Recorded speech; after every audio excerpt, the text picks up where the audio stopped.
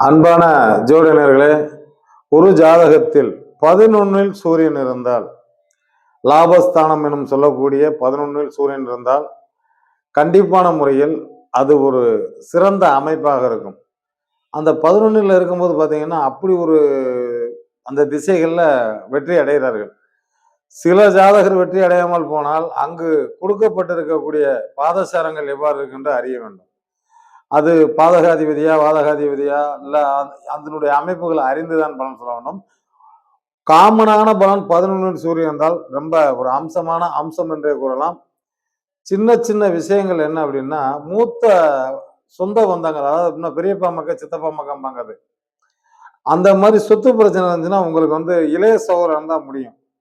இதை பொதுவா முன்னோர்கள் ஆசீர்வாதம் வேணும். இத கரெக்ட்டா நீங்க செஞ்சு வாங்க. நிச்சயமா நல்லது நடக்கும். நாளும் நல்லது நடக்கும் என்ற நல்ல கருத்துக்குரிய விடைபெறுகிறேன். நன்றி, வணக்கம்.